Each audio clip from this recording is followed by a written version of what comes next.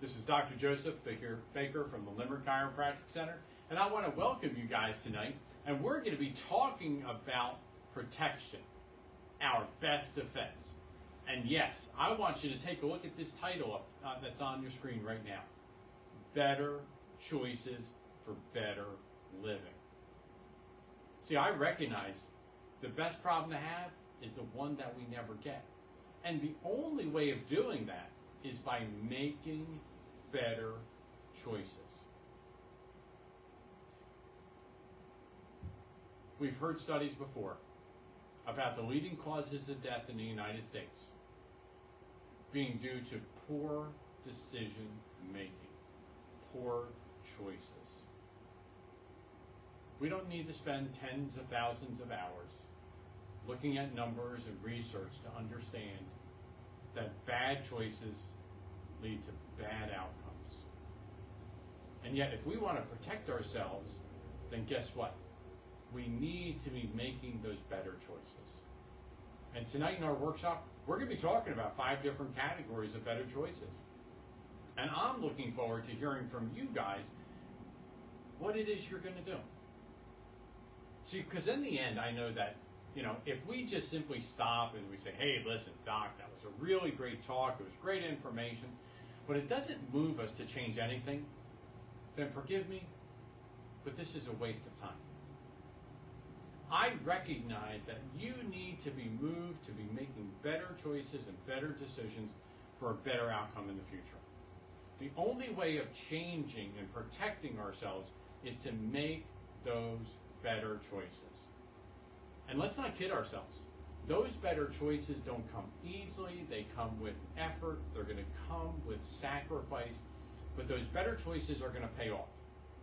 Because in the end, it's going to protect us from the heartache, the crisis situations, the years of repair, the loss of function, the inability to perform doing the things that we want to do.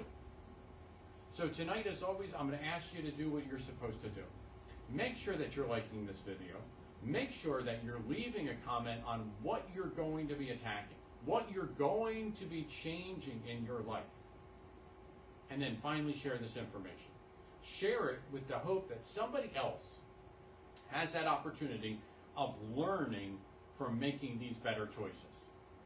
Because like I said, the best problem to have is the one that we never get. We've seen it over and over again.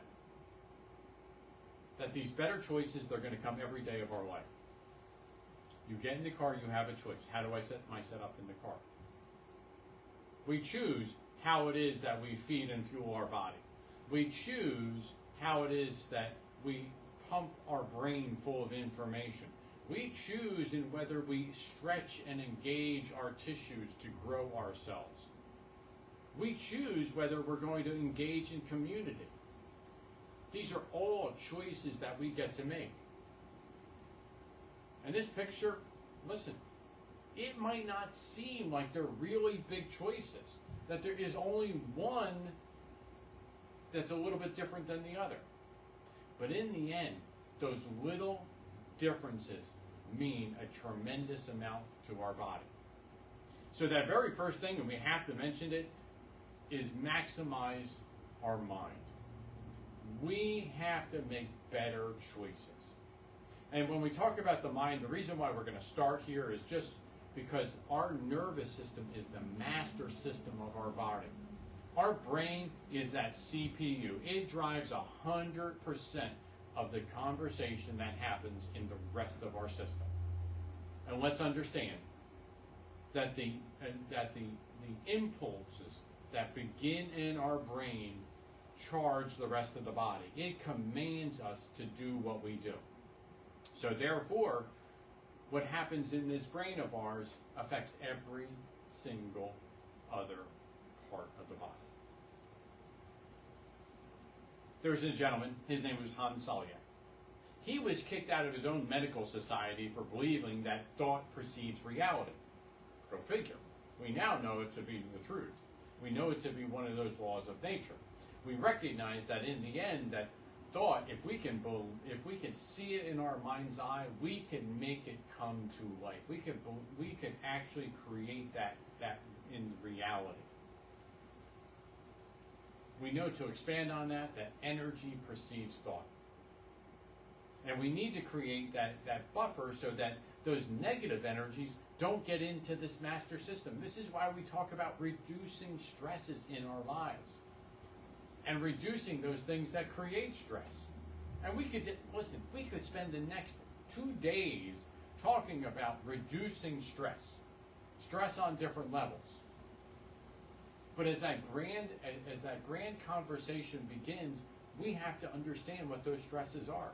For some of you, it might be the reality that, listen, I'm identifying either objects or things or actions that produce stress for me. Maybe it's just turning on the news. Maybe it's the conversation on the internet. Maybe it's some of those individuals that are in our lives that create those stresses. I don't know. But what I want you to do is sit back and think about some of those things that produce stress, and then develop an action plan for actually removing those stressors. Because in the end, if we have stress, nothing else is going to function as well as it's supposed to, including our sleep. And yes, I know, I have heard every argument under the sun that you only need 4 hours of sleep. Hogwash. There's these people, they're called actuaries. Okay? They're number crunchers. They don't care about anything other than statistics and outcome. And it's a wonderful thing because they recognize, hey, listen, if you don't get the right amount of sleep at the right time, guess what ends up happening? You die sooner than you're supposed to. This is not a chiropractic thing. This is a basic function of the body. And in turn, it has a measurable outcome. So the great example is, listen, if you're working third shift, if you're working that overnight and you're missing that wonderful sleep that you're supposed to get, guess what? You get to die 30% sooner. Your life expectancy is reduced by 30%. Now, I don't know anybody who would actually choose to reduce their lifespan by 30%. But in the same case, taking a job that requires you to work third shift is making that choice. Maybe this would be one of those things that you start thinking about in regarding your sleep pattern because of how it's going to affect the health of your body. And finally in there, those relationships. Listen, stress, negative energy, it comes in all different forms, sometimes in the form of people. And we have to understand those individuals that might not be in our best interest to be around very often or at all. Again, I'm just introducing the conversation, but you probably know people like that. They walk into the room and everybody's energy level starts dropping down because they suck energy right out of the environment. Do you know somebody like that? So number 2 is that quality nutrition. For us to protect ourselves, we have to feed and fuel our body the way we're supposed to. And if we're not feeding and fueling our body, listen, it's like trying to build a house and not having any lumber on site. You're only going to be able to go so long before project has to stop. And when we talk about the function of our body, it doesn't stop until we die. And yet, the only thing that we have is the ability to drive the quality of function by supplying our body with what it needs every single day. Now, listen, there's a difference. There's good, better, and best. We could talk about organic. We could talk about free-range products. We could talk about processed foods.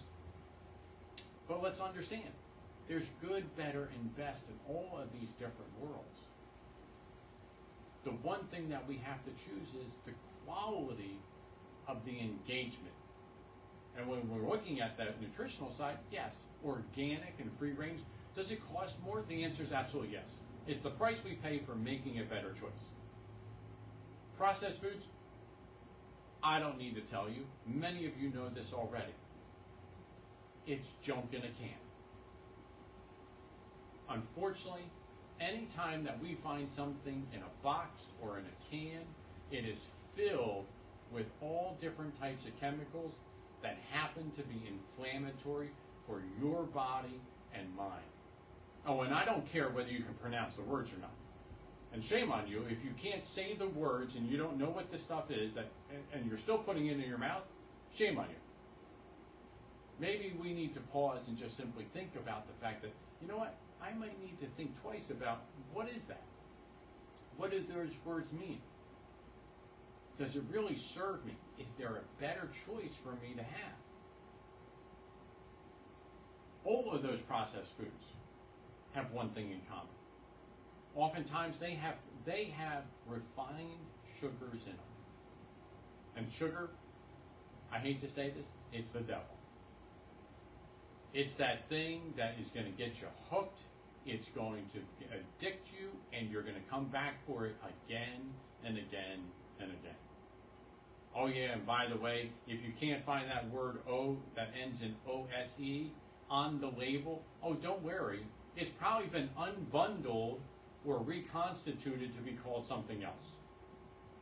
So unless you have a master's degree in chemistry, you're probably like me and have a really hard time reading the label and understanding everything that's in there. But that's a choice. See, because the last time I checked, when I pick up a banana or an apple, well, I sort of know what's underneath there. I peel the skin on that banana, and I'm pretty sure I'm going to find a banana in there, not a tangerine. I love when I get to pick up whole fruits and whole vegetables and understand exactly what I'm consuming. From there, it's just a matter of making the choice of whether it's organic or whether it's mass produced. And there's good and better choices there. But let's understand, you are what you eat. So what you put into that body is what eventually that body becomes. Your cells absorb the nutrients, it absorbs the chemicals, and that's what you become. So it happens to be part of that choice.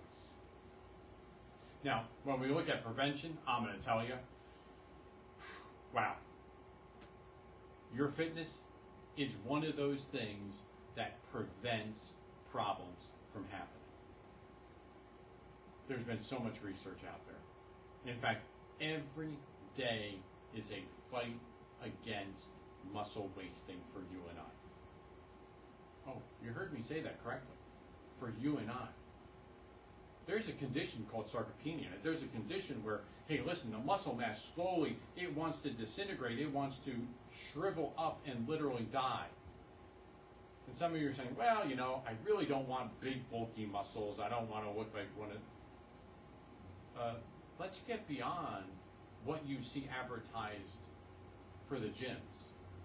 Let's understand that physical fitness is that part of that is that big muscle that we call a heart.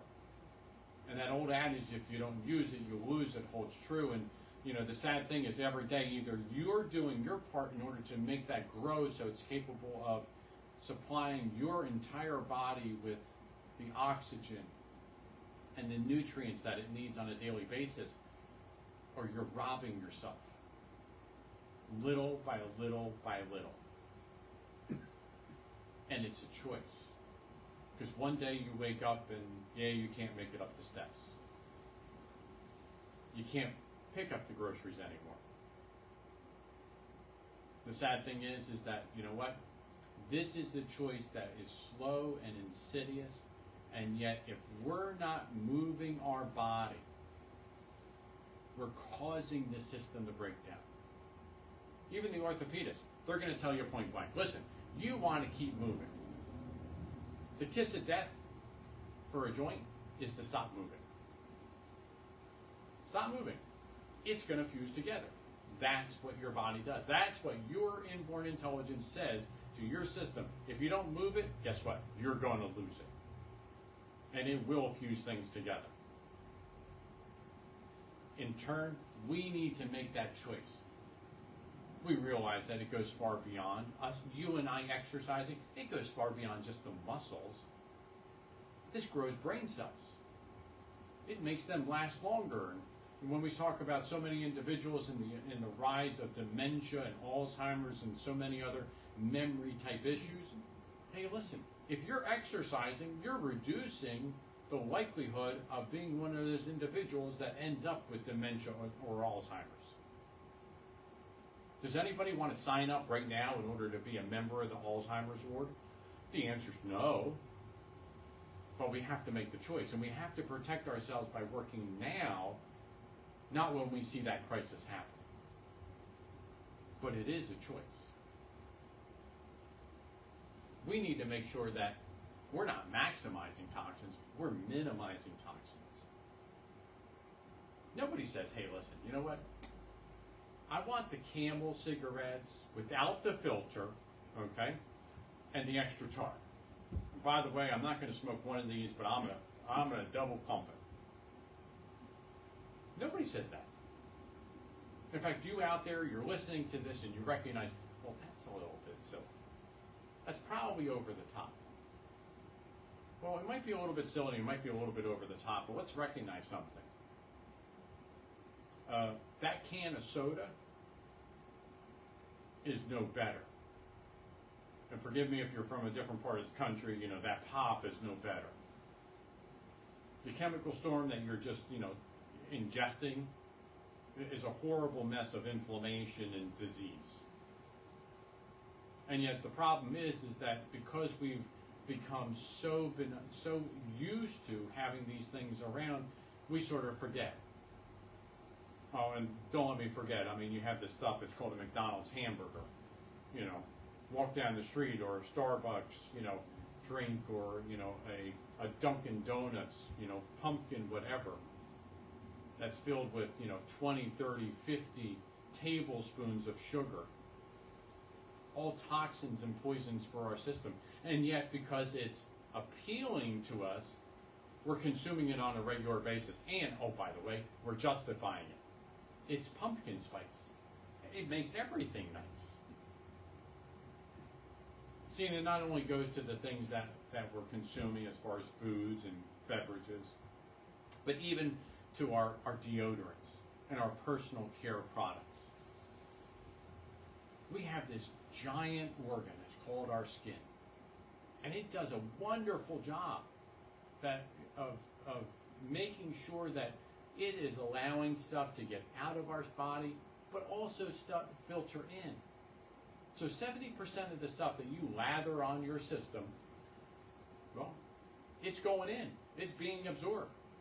So oftentimes those sunscreens that we're putting on to protect, that research is out there that demonstrates the fact that it's also what promotes skin cancer to happen, well, guess what? It's being sucked in by your skin. And it's a choice of you putting that on. So we need to be mindful of the things that we're putting into and onto our body that we're coming in contact with.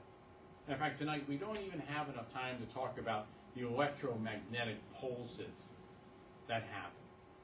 Another toxin to our system. But finally, we need to make sure that we're also minimizing interference to our nerve supply. It's got to be maximized. The health of our spine is in direct proportion to the health of our body. Actually, that's backwards. The health of our body is in direct proportion to the health of our spine and our nervous system. Wow. It's pretty amazing. The reason why I said that backwards, most of us never think about the health of our spine and our nervous system. All we think about is, how are we feeling? Can I move? Can I function? And yet, if we don't test the system within in order to look at the function of our spine and our nervous system, well, we never have an understanding of how our body is truly capable of function. See, to prevent problems, we recognize that we have to start from the source. The source of where does your immune system get all of the signals from? Let me think. Your nervous system. Your digestive tract, which happens to be the secondary immune system in your body. Where does it get all of its information from that allows it to function the way it does? Let me think. Your spine, your nervous system. What heals that body when you've broken it? Those tissues activate because your spine, your nervous system send signals to those tissues to command the healing process. See, in the end, that power that made you is the power that runs you, and it's also that power that is responsible for healing you. But as long as we have those subluxations, that natural healing potential is never ever able to get through the way it's supposed to. And yet you and I have a choice. You've made that conscious choice to make sure that you're keeping up with your chiropractic care. That you're getting checked regularly to ensure that that level of communication remains. And yet, here's the thing. There are people out there that don't know about these choices. We took a 30,000-foot view of some of those better choices tonight. And I realize, even though it's an overview, even though we didn't dive deep into any of these things, I know for many of you, there's probably one or two of those things that hit home.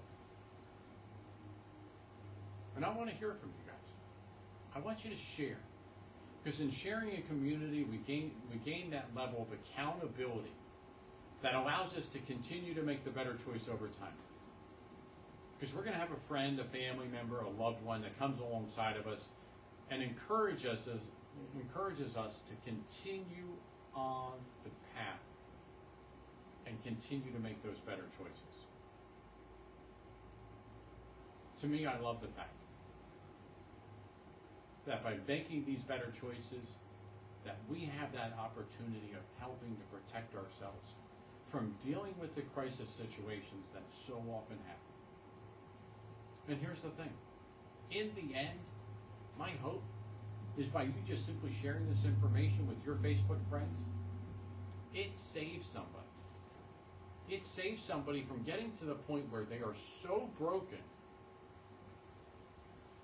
that they don't feel like there is a tomorrow. That they don't know where to turn next in order to dig themselves out of that giant hole that they've produced. My hope is that they reach out sooner rather than later to get the help that they need. Whether here or at another chiropractic office, it doesn't matter. But recognize the fact that in the moment of doing something so unselfish as to share, we've done our part in helping somebody else out in their journey. Thank you. I'm Dr. Joseph Baker from the Limerick Chiropractic Center.